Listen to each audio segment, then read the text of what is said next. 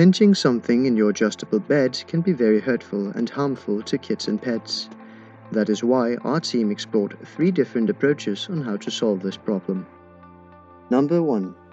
One of the solutions is based on mechanics and consists of a device that counteracts the force from the weight of the bed in such a way that the moving parts of the bed are, in a sense, weightless, making contact surfaces between the moving and stationary bed frame pinch-free.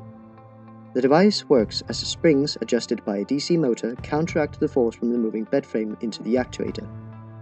This device does not only prevent pinching, but also offers a feature which simplifies cleaning of the bed, since it is weightless and can be moved into any position very fast. Number 2.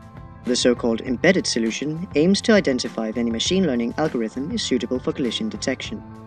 A piece of steel is used as a mean to convert load into strain that can then be measured with a strain gauge in a white stone bridge.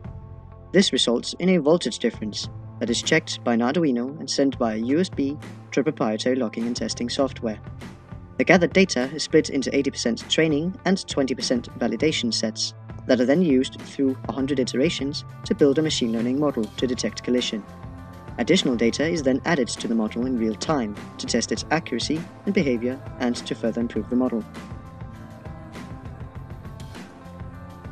Number 3. Another approach to prevent pinching is to stop the movement of the actuator as soon as a touch at a critical part of the bed frame occurs. Capacitive sensor strips are attached to the bed frame. If a person or a pet touches those strips, the capacitance of them increases. With the developed circuit, this change of capacitance can then be measured. If the device detects a touch at the joints, a signal to stop the actuator is sent automatically. Furthermore, the reliability was improved by an integrated error detection.